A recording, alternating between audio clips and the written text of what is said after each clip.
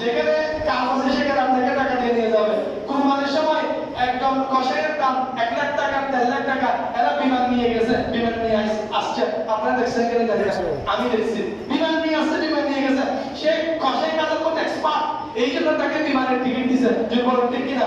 আচ্ছা, আপনি যদি নামাজের মধ্যে আপনি পাক্কা হন, জিকিরের মধ্যে আপনি যদি পাক্কা হন, আপনি যদি পরিবারের দায়িত্বশীল ব্যক্তি হন, সমাজের দায়িত্বশীল ব্যক্তি হন, রাষ্ট্রের যোগ্য নাগরিক হন, আপনি যদি রাষ্ট্রের আদর্শ নাগরিক হন, আপনি যখন মারা যাবেন তখন সমাজের, দেশের আপনার পরিচিত অপরিচিত আপনার জানা অজানা সব মানুষ বলবে এই মানুষটি কেমন ছিল, সবাই বলবে যে মানুষটি ভালো, সবাই বলবে মানুষটি কি ভালো ছিল, ভালো। আচ্ছা, যদি একজন মুরব্বী, একজন জেনাখোর, একজন সড়কখোর, একজন গাঁজাখোর আর একজন সুদখোর মারা গেলে, কি গেলে মারা গেলে যদি জিজ্ঞাসা করা মানুষের কেন আছে, এটা নাই ভোট দিয়ে শুনতে, এটা বলা যায় না, ভোটার না, এটা একজন বলবে কি বলবে না, বলবে এটা মদ খাই না, খাই ভোট করতে দেখি, এটা না বলা কি বলবে, বলবে কি বলবে না, বলবে ফরেস্টটা সেটা কোট করবে, ফরেস্টটা কি করবে, কোট করবে, ওটা আপনার জন্য নেগেটিভ সাইড হয়ে যাবে। আপনার কথা বুঝতে পেরেছেন? এই জন্য বিশ্বকাপ খেলা দেখেন, আমি না দেখতে নিষেধ করবো না, আমি নিষেধ করলেই আপনারা দেখবেন, নিষেধ না করলে আপনারা দেখবেন, ঠিক আমি জানি। তবে হ্যাঁ, আপনাকে আগে ফজরের নামাজটা তো ঠিক রাখতে হবে। কিসের নামাজ? ফজরের নামাজ। কিসের নামাজ? কিসের নামাজ? ফজরের নামাজ। আমি নিয়মিত ব্যক্তিকে আপনাকে মুসলমান হতে হবে। আপনাকে কি হতে হবে? মুসলমান হতে হবে। আপনি ব্যক্তিকে মুসলমান যে নাই, ব্যক্তিকে মুসলমানের মধ্যে আমাদের আপনার জীবনযাপন নাই, এটা দেখলে বোঝা যাবে। আমরা যদি আমাদের দেশের মধ্যে যদি 40% হিন্দু হতো, কয় পার্সেন্ট? 40%, তারা আমাদেরকে কুরবানি করতে দিত না, সত্য বলতেছি, তারা আমাদেরকে কি করতে দিত না, কুরবানি করতে দিত না, তারা আমাদেরকে ইন্ডিয়ার মতো জোরপূর্বক নাউজুবিল্লাহ জয়সির নাম বলাইতো, বলাইতো না, তাদের এরকম হুঙ্কার দিচ্ছে, তাদের এরকম আওয়াজ দিচ্ছে, ওইটা আমাদের চারিত্রিক যে মুসলিমের যে কালচার, ওইটার দিকে আপনি দূরে সরে এসেছি, এই জন্য তারা আজকে সফল, এই জন্য তারা আজকে কি সফল।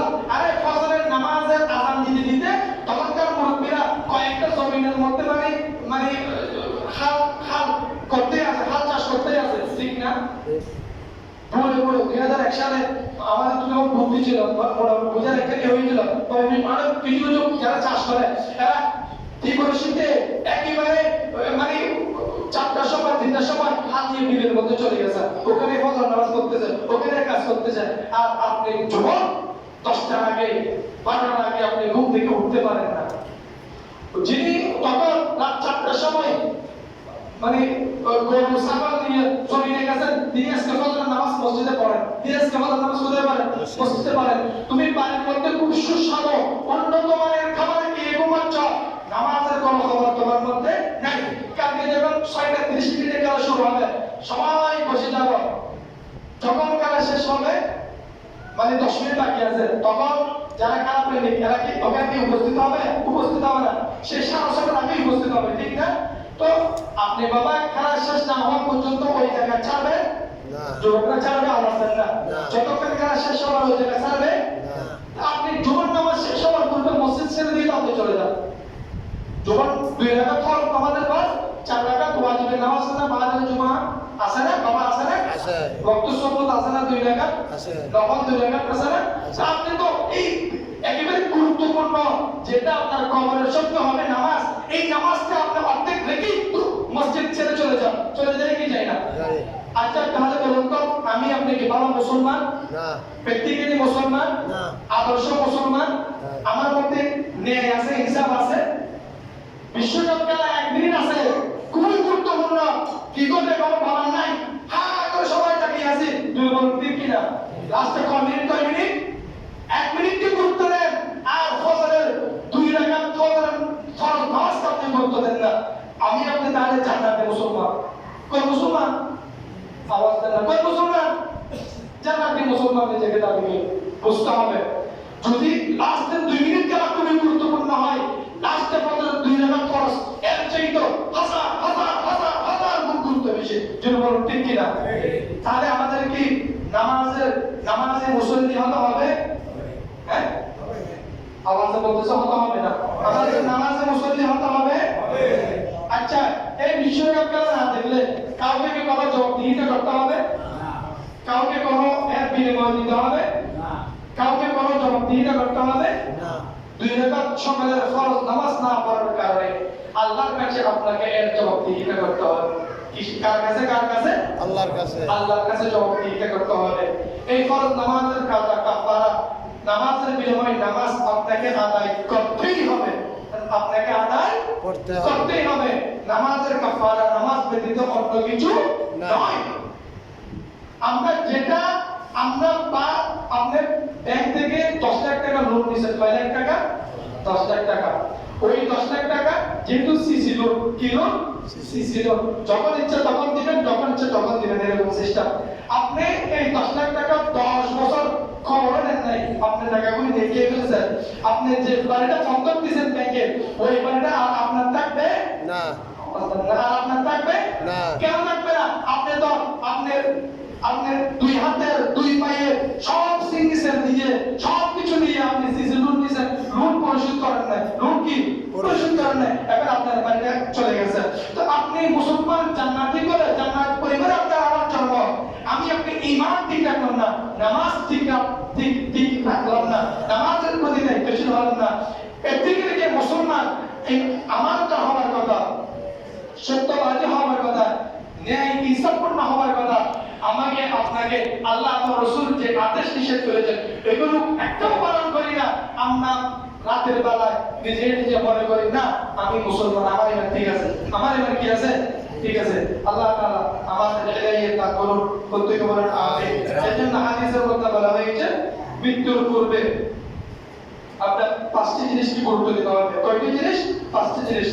1 নাম্বার হলো মৃত্যু হওয়ার পূর্বে যৌবনকালকে মূল্যায়ন করতে হবে। 2 নাম্বার হলো অসুস্থ হওয়ার পূর্বে সুস্থতাকে মূল্যায়ন করতে হবে। 3 নাম্বার হলো অসচ্ছলতা আসার পূর্বে সচ্ছলতাকে কি করতে হবে? মূল্যায়ন করতে হবে। দারিদ্রতা সম্মুখীন হওয়ার পূর্বে আমাদেরকে কি হতে হবে? সতর্ক হতে হবে। এরপরে আপনার মানে ব্যস্ততার পূর্বে অবসরকে মূল্যায়ন করতে হবে। ব্যস্ততার পূর্বে অবসরকে মূল্যায়ন করতে হবে। এই বিষয় নিয়ে কথা বলতে গেলে অনেক কথা বলা যায়। এরপরে বলা হচ্ছে মৃত্যুর পূর্বে তোমার হায়াতকে মূল্যায়ন করতে হবে। কিসের পূর্বে? মৃত্যুর পূর্বে। আর যদি এই কাজগুলো আমরা না করি, হাদিস শরীফের মধ্যে বলা হচ্ছে ওয়া তামান্না আলাল্লাহিল আমানিয়্য, তাহলে মানে আমরা অবান্তর কামনা বাসনা করি। এগুলো যদি আমরা না করি, মানে আমি যৌবন মানে বৃদ্ধ হওয়ার পূর্বে যৌবনকে কি করি নাই? লালন করি নাই, যৌবনকে যথাযথ মর্যাদা করি নাই, যথাযথ সেফটি করি নাই, যে অসুস্থতা হওয়ার পূর্বে অসুস্থতাকে মূল্যায়ন করি নাই, এগুলো আমরা করি নাই। অসুস্থ হলে তখন একেবারে সবগুলো সমস্ত শরীর অথবা মৃত্যু পর্যন্ত আমার আপনার হতে পারে, ঠিক না? এই জন্য হাদিস শরীফের মধ্যে বলা হচ্ছে রাসূল সাল্লাল্লাহু আলাইহি ওয়াসাল্লাম ইরশাদ করেন, বুদ্ধিমান ওই ব্যক্তি যে নিজের নফসকে কন্ট্রোল করে, যে নিজের নফসকে কি করে? কন্ট্রোল করে। মৃত্যুর ফলের জন্য আমল করে। মৃত্যুর ফলের জন্য কি করে? মৃত্যুর পূর্বে নিজের জন্য আমল করে। এবং পরাজিত ওই ব্যক্তি যে নিজের কামনা বাসনা পরগত লড়াই, নিজের কামনা বাসনা যখন যেতে ইচ্ছে সেটা করেছে, শয়তান যেটা করতে বলেছে সেটাই করেছে। ফজর নামাজ পড়বে না, কিন্তু ব্রাজিলের খেলা দেখতে হবে, কিন্তু ব্রাজিলকে দিতে হবে, খেলা দিতে হবে। এটা হচ্ছে কামনা বাসনা, এটা হচ্ছে কি? কামনা বাসনা। তো আল্লাহ তাআলা বলেন ওয়া তামান্না আলাল্লাহিল আমানিয়্য, ওই পাগলের মত, এই পাগল নিজে নিজে হাসে, নিজে নিজে কি পাগলের সুখ মনে মনে, পাগলের সুখ কিসে? মনে মনে। নামাজ পড়ি না, মুসল্লি না, ঈমানদার না, কিন্তু জান্নাত কামনা করি মনে মনে। কি কামনা করি? জান্নাত কামনা করি। ওইটাকে বলা হয় পাগলের সুখ পাগলের সুখ মনে মনে। হাদিস শরীফের মধ্যে রাসূল সাল্লাল্লাহু আলাইহি ওয়াসাল্লাম ইরশাদ করেছেন লাইসা মিন্না মান তাশাব্বাহা বিগাইরিহা। রাসূল সাল্লাল্লাহু আলাইহি ওয়াসাল্লাম ইরশাদ করেন, যে ব্যক্তি আমাদের ব্যতীত অন্যের সাদৃশ্য করে সে আমাদের দলের অন্তর্ভুক্ত নয়। লা তাশাব্বাহু বিল ইহুদি ওয়ালা বিন নাসারা, সে ব্যক্তি ইহুদি এবং নাসারাদের অনুসরণ করলো। আর লা তাশাব্বাহু বিল ইহুদি ওয়ালা বিন নাসারা, আর যে ব্যক্তি ইহুদি এবং নাসারাদের অনুসরণ করলো না, তাহলে সে রাসূল এবং মুসলিমদের দলে অন্তর্ভুক্ত, জান্নাতি দলে অন্তর্ভুক্ত। ইহুদি নাসারা, ইহুদি আশুরার রোজা রাখবে একটা, কয়টা? একটা। আমার রাসূল আমাদেরকে শিখিয়ে দিয়েছেন রোজা রাখার জন্য কয়টা? দুইটা। হাদিস শরীফ, আমি হাদিসটা আপনাদের সামনে একটু করে তেলাওয়াত করি।